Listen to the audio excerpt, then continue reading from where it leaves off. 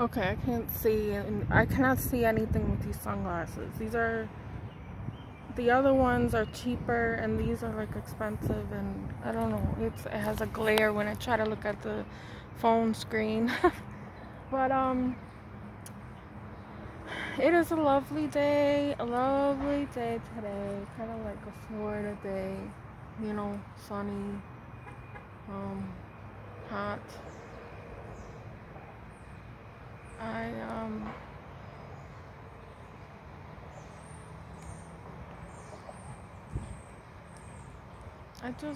I really I'm so depressed. I don't know what I'm doing, but this helps me because getting air in the sun is real good for your mood and health. But so my lease is up for this month, and I guess the landlord's going to do kind of like a month-to-month thing, but I already told him I don't want to sign any more lease. It's an option to have month-to-month in that place, you know, so it's good. But he's just like, really, he put me in for like 4 months, because in a lease for 4 months, because he wanted to fill the space, because where I live is a tourist kind of spot. Well, it's actually more seasonal, you know, like in the winter not many people want to be over here because it gets real cold, and in the summertime we got the beach, so a lot of people come here during the summer. So he thought he could fill in his space for the time being until he got ready for his summer rentals, which he would charge more money. And when I first signed the lease, the place was not well maintained. It was inside there was all kinds of issues. There still is. There's an electric issue that no matter what you do, you think it's the light bulb, you think it's the switch, but it's really the electricity that's wired, the wiring there. There was a heat issue because when I moved in, it was the winter. And he just shuts it off. He shut it off. He shuts it off during the warmer months. So you don't have an option to put the heat on unless you're paying for the gas, and I don't, because it comes with it in this place. That's all fine, and I already expected that.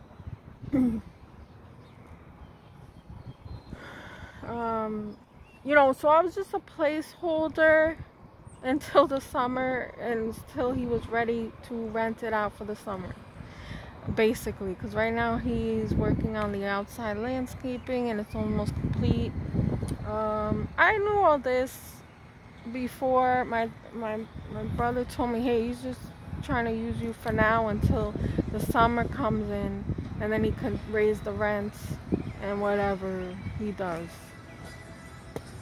Okay, I knew that, but again, this was before this crisis happened, and it was a great opportunity for me because I needed a temporary place, and I was going to be out of there by the end of this month. But yeah, that's not going to happen now, because I don't like to make decisions based on uncertainty, and I already have trouble doing that as it is, and I second guess myself a lot, and I have my own plans of what I was going to do. Everyone else out there had their own plans of what they were doing at the moment that this is all coming down upon us. And I feel really bad. Like right now I'm talking about myself because this is my channel and I am going to give my experience, but I do feel very badly for those people that were stuck in between something very important in their life and had to be disrupted and cause them so much, who knows what kind of things that they've been through, okay?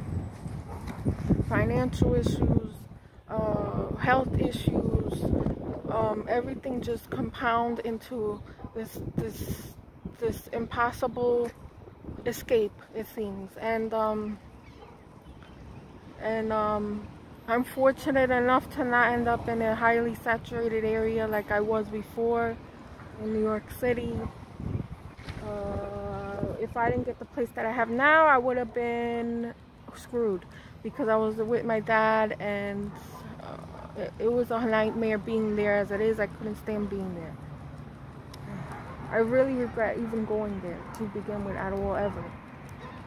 I did that to save some money, and I ended up using the money for the place, but then I ended up getting back that money, so double, and I'm okay with that. But it's just like bizarre how it all turned out. And so right now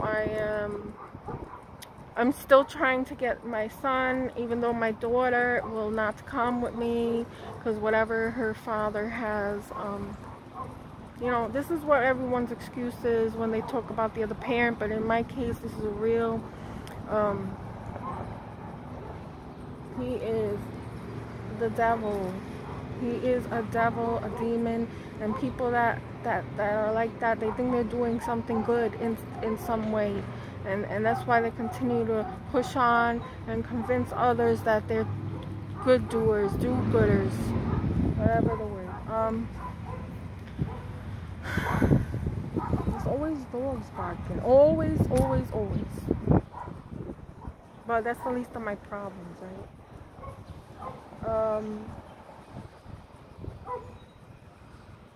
He's making it so difficult for me to see them, just to see them, not even to take them home with me. He's making it hard for me just to see and visit them. Now he's taking this situation to his advantage, and he knows I can't go through the courts, and I'm gonna be waiting forever for that. And right now I'm in a limited space. I don't have a big place like I did before. And really my plans was to just go to a different state, Florida. So at the beginning of all this craziness, they didn't even want to accept anybody from the New York, New Jersey area into Florida. Right? Can you believe that? They wanted to make some kind of restriction from people in the New York City area, New Jersey, could not enter Florida. And a lot of us, we go to Florida back and forth, or we have houses in Florida. You know, it's just common for New Yorkers and people from New Jersey to settle in Florida as well. And they're trying to act like, oh, we don't want you here. But yet they wanted to open. They didn't want to even close anything, and they are open right now as we speak. So, like, what are you even talking about? I hate the fact that Florida is a Republican state, but where I live, where I'm from, mostly minority community, it's not. You know what I'm saying? Like, the area that I'm from is more democratic than anything else. But whatever, you know how the states are not all one thing, to be, you know, to be realistic about things. Like where I am now in New Jersey, there's a lot of Republicans here, but this is a Democratic state. So go figure, you know.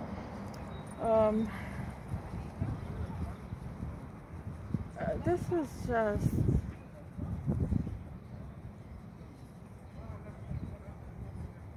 I don't know. I mean, I have thank God I have a place where I could just leave at any time, and I won't have any repercussions, and that's what I needed. But now I have to get to Michigan from New Jersey. If you guys know how far that is, it's far. It's not really easily accessible like New York to Florida. Real easy. One train, costs $100-something. You're there. It takes quite a few hours to get there, like 24 hours at most, but at least it's one straight ride down, and it's cheap because it's a common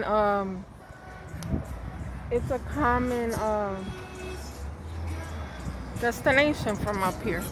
It's just the way it is, right? On the northeast We're in the Northeast. No, I'm not sick. Thank God for that. I'm not sick, but who knows? Oh man, there's something in my throat now. Freaking allergies. I have bad allergies, and I'm in a very there's a lot of grass and flowers here, which I love, but I still have allergies. I think that's what it was all this time, but I can't be sure about that. So yeah, the guy, my ex, kept telling me, oh, if you're gonna come down here, I'll help you get a place and all that. And he's been saying that ever since, up and until I got my stimulus check. And then, you know, I guess he assumed, he doesn't know what kind of money I have or make, so he's just assuming that I have it, and he didn't get it because I claimed my children, which is rightfully so, because I was taking care of them for that year. And so he tried to tell me that was the last conversation I had with him on the phone. He tried to tell me that I had to go fix it with the IRS, and he wants his money. Can you believe that? Like, trying to bully me into lying for him to get his money and me to give up my own that I made. This is the kind of abuse I've been through for so many years. Since I was 17 years old, everything I had I gave to him, and he just took. I thought I was getting out of it, but really I was being used and also betrayed behind my back. So, and he was so mad at me that he was having a fight with that woman while on the phone with me, stupidly, because now I know at least there's turmoil going on in that relationship, which we knew would happen with them type of people. But so he wants to scare me and tell me that that woman is abusing my son. Who knows if that's true, but probably, because he probably makes her so jealous and angry that she's taking it out on my kids, and mostly my son. My daughter, I don't know, she doesn't notice what's going on or something. She's a teenager, so, you know, she's in her own la-la land most of the time. So yeah, that was bullshit that he was going to help me get a place. I knew he wouldn't. He just talks and says whatever I want to hear, and then the next day he'll be like, I never told you that. Or completely block me, or you know, what's he been doing? He's been blocking me all this time after he got upset over him not receiving any stimulus check, which who knows if he really did or not. And plus he does his taxes, which he shouldn't be doing, putting my kids on, not for this year. He knows that. So he tried to make me feel guilty. Damn, I need water or something though. He tried to make me feel guilty for filing taxes and receiving a stimulus, which I never disclosed to him that I received or not. I never told him. So he's just assuming that, but I did. So now his idea of helping me get a place to live near them and close to them, which I never wanted to do anyway, because that's in Michigan and I'm not from there. That's the Midwest, right? Or whatever. Like, I don't even have any desire to live up there near Canada and all that cold. I cannot stand the cold as it is in New Jersey and the way things are here. I just you know, I planned to go to Florida. He knew that. So yeah, I'm thinking, well, you know, I have nothing else. I can't do anything else. I gotta see my kids. Maybe I should move near them. And he screwed that up for me, as in he just stopped talking to me. No matter what kind of preparations I take to follow along with what he wants, he screws me over, always at the last minute, or when I'm getting close to doing something that even he said that he wanted. This is sickening, and these people are getting away with it. It should be a crime to emotionally abuse people. When are we gonna make it a crime? Making me like get scared over all kinds of possibilities that he could get me in trouble for, which I never did. So he has ways of putting whatever he did on me. So then I'm stuck with the bill. I'm stuck with the whatever, you know, the consequence. And So he's writing me emails, like, because I'm trying to contact him. He barely ever responds through email, and through text, never at all now. And phone, forget about it, I'm blocked. So the email I get, it was like some professional looking email, which he doesn't even know how to spell correctly or use words correctly in a sentence. So he proofreaded that, or he got her to write it. I don't know. But it's the reason why he writes it like that is because in case I go to court and he'll have all this proof that he wrote me a decent letter or something. I know the tricks, but when he's on the phone, that's when he lets loose, right? And he blocked me from not transporting. He blocked me from recording his voice. I mean, his phone conversations now. So I can't find the right app to record any more of my conversations, which I had on my iPhone, and now I have a different phone, so it's not quite as easy. If anyone knows of a good app I could use that records a phone call that is both of us on the phone call, because I have this app that it only records my side of the conversation, and I recorded a couple of times, and I'm like, whoa, wait a minute, we're not catching his part in this conversation. Maybe because I'm blocked, or the app just doesn't have that capability. But I need a good one. So, you know, if anyone can let me know, well, let's see how many minutes I got. See if anybody can let me know about that. Because I need all the proof I can get. I have a lot of recordings of him harassing before. I do have that, thank God for that, in case I need it in court. But I really wish I got that last conversation on recording, that he was just like saying that woman was abusing my son. And then we hear her in the background saying that he wants to be with you, take him, I don't want him. Well, some kind of immature bullshit thing, jealousy thing. So, that's what they do. They triangulate you. You know, this is entertainment for them. This makes them feel good. Like, it increases their ego, whatever. But this is damaging to my kids. Like, I don't want to play these games anymore. I'm an adult. And when I was younger, I didn't know what the hell was going on. I just thought it was normal, because that's the kind of family I came out of to begin with. So it seemed normal to me. It was, I don't know how I'm still alive today with all the stress that I was put under. But yeah. So I'm still stressed out, but at least I'm at peace in a way. You know, I'm alone, and there's so many people around during this crisis, taking care of myself and all. But time goes on, life goes on, and the landlord don't give a fuck about what's going on, and your job doesn't give a fuck, and the bills don't give a fuck. And it's like, whoa, wait a minute, I had to slow my whole life down, but everything's still going on at the same speed. That doesn't match up. Well, I feel so bad for so many people right now, really suffering out there. It's not fair the way that this country has handled things, or many other countries. It's not even just this country. They're all in it together, I say. Y'all like to say we're all in this together, but they're all in this together, and they know what they're doing. So you know what? Whoever has not prepared themselves for this is going to get killed or destitute, and this is serious. You know, you guys, this is not anybody's fault, but unfortunately we had to foresee this happening. A lot of us did, and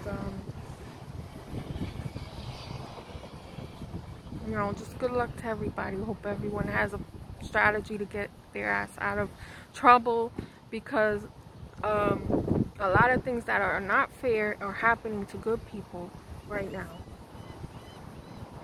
But we have to know, we have to find a way around it. We have to know the laws. We have to beat them at their own game, you know? So, and then the riots that are happening, like, wow. Everyone was just waiting to blow a fuse, and this incident happens and all hell breaks loose. I mean, and the people that started all this was the stupid protesters for Trump or whatever. Like, you know, the ones that wanted to go back to work so badly because they love being a slave to the system. And oh yes, now we can't think for ourselves of how to get around this and make our own money. And you know what I'm saying? Like, think outside the box. They don't know how to do that. They don't have critical thinking skills.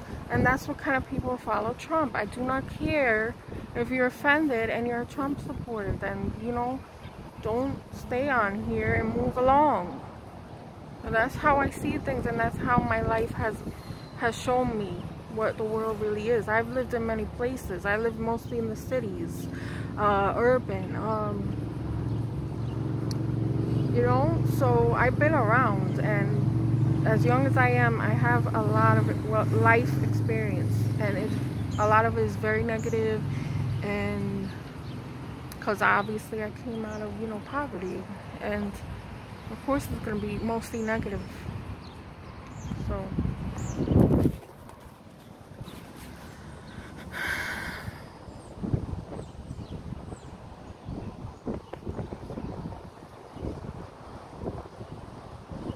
I don't know. Is anybody safe anymore from harm, you know?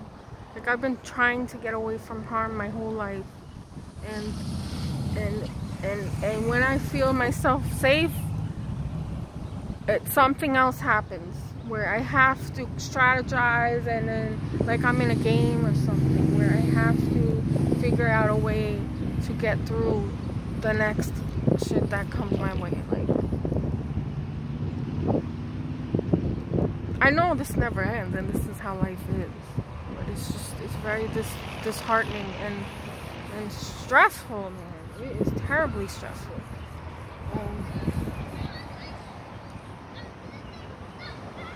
Look at the little babies. The little kids, or I call them babies because I love my kids. They're my babies, you know. And my son is 8 years old now,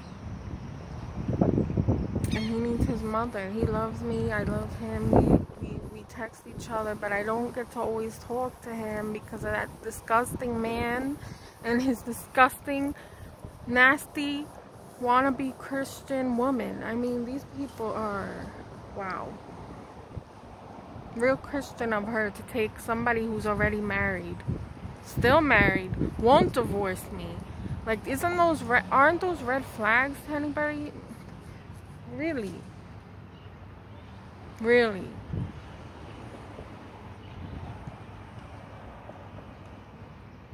He doesn't want to get the divorce because the divorce is going to dictate him things that he must follow, and he won't do that.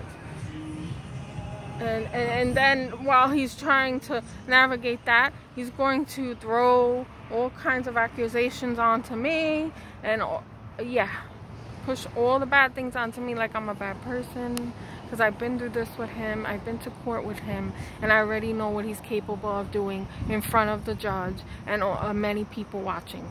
So yes, I also want to avoid going to court with him at all, but I have to because he is not being fair, and I knew he wouldn't be fair, and I still give him the stupid benefit of the doubt that he'll act like a grown-up and do the right things, and it's just like, nope, he never changed. He's still the same. He gives that lady hell just like he gave me, and my kids are watching this, and I could only imagine the kind of fights they'd be having, especially since they're more comfortable with each other and been together for a few years now. And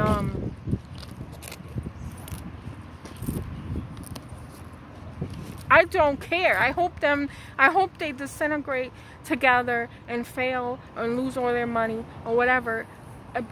I don't care. Like, that's probably gonna happen, or it might not happen. Who cares? I'm not gonna wait around to see it. I just want my kids out of there, and that's the end of that. And you know, I didn't want to do it before, but I really should have limited contact with him, with the kids, because this is what happens when you let a narcissist or somebody that's psychopathic around your children, because when they visit with them, they plant seeds in their head and put them against you know, the other person, the other parent, and it's just like a competition with them. It's not an equal respect for each other as the parents. It's not normal. So I did not limit contact with him, with the kids. I let them see him. I let them talk to him daily or whenever they are available to speak. I encouraged them to speak with their father. And it all backfired on me, and I was told not to do this. I was told to completely block him out of our lives, and it's, to me, it just felt extremely heartless and wrong, because the way I was raised, my mother left my dad and got with this horrific stepfather, and I always longed for that connection with my father. So and he knows that. He knows everything about me, right? Because I confided in him many years ago, and he uses every vulnerability that I have against me with my own kids, using them as pawns and poisoning their minds, and it's not right, okay? And every time I do get to talk to him on the phone, he or she comes in the background saying something like, oh, you need to do homework, you didn't finish it yet, or hey, yeah, bedtime, we gotta go. And it's like 9 o'clock. Like, my kids don't go to sleep at 9 o'clock. Oh, no, school tomorrow.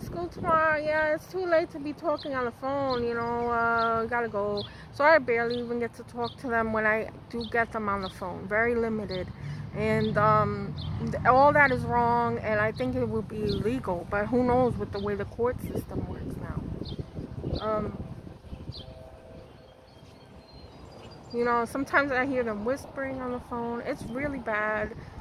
And I know that he is creating all of that doubt in them, that they don't want to speak with me, or, you know, they're afraid. I don't know. And now they're all the way in a different state purposely. Like, he's not from that state, guys. He's not from there.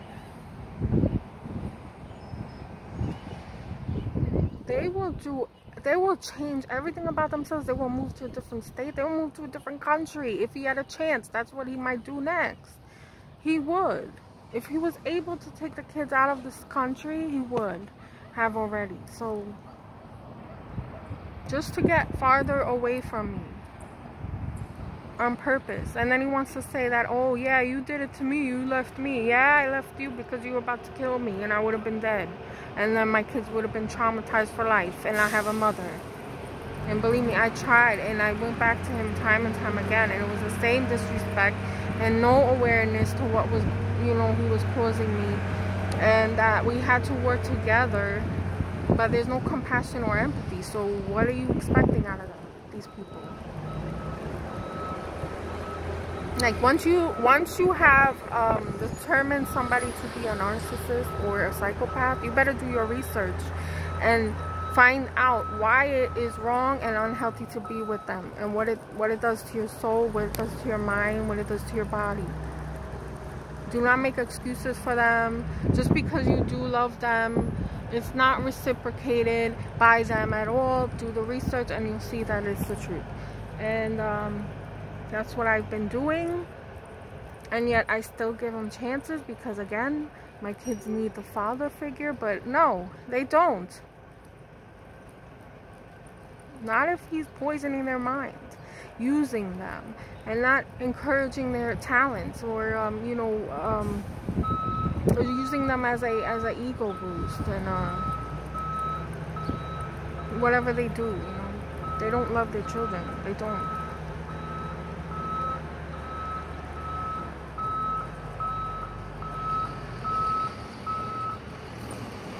I mean, I think of myself and how I was abused mentally by this guy and manipulated at a young age, and I think of my daughter being the teenager that she is, you know. And I was a teenager when I met him. It makes me kind of wonder if he's kind of on the pedophile side of things, you know. I don't think sexually or anything, but you never know. And you would think that a father should love their daughter and they have some kind of boundaries, but it looks like the boundaries are crossing because he monopolizes their time, takes all the time away, and mostly with my daughter, I notice, you know. Again, you see how I have some concerns there. She's a female, she's a teenager, and I think of myself as a female teenager. He's older than me, but not by too much, 3 years older. So when I was 17, he was 20. That's kind of not a good thing, because at 17 you're just coming out of childhood, if you think about it. But no one had a real problem with the 3-year age difference. But I think now it does matter depending on what age group the difference is between. Like, to say if you're 40 and you're with a 43-year-old, there's no big difference there at all in growth and maturity. But if you're 17, you're just coming out of childhood, and then you're with a 20-year-old who's almost a young adult, like, that's a big difference in a way. So mentally, I don't know. I really wanted to talk about something else, and then I ended up talking about him again, but yeah, still important. It's gonna cost me a ton of money. I already did the calculations of how, you know, how much it's gonna cost me to get there and come back, get the hotel. That is gonna be over $1,000, and I have extra money, but really, if I get there and I have no access to my son, there's gonna be a problem. You know, the letter that he wrote me says, oh, well, they're busy with online schooling and homeschooling, and weekends they take trips to the park or something, and like, really, dude, I haven't seen them in almost a year, and you try to put limitations on me when I'm coming there for 2 days. And then also my daughter comes texting me, oh, we have doctor's appointments on those specific exact dates. She didn't say like that, but I'm like, what? Maybe he wrote that, you know, or she, because I don't trust her now at all. She has no class. We already proved that. So you haven't seen your mother in almost a year, and I'm barely able to make it over there, and you're worried about 2 days that you might have a doctor's appointment, which they do not, because they have not seen a doctor in all this time, a dentist or anything, or shop for clothes, nothing. I see them on videos like they make for TikTok videos and stuff, and I see with the same clothes I let them off with from me buying it or whatever I got it from. So, and my son didn't have a haircut for the longest time. My daughter didn't get a haircut either.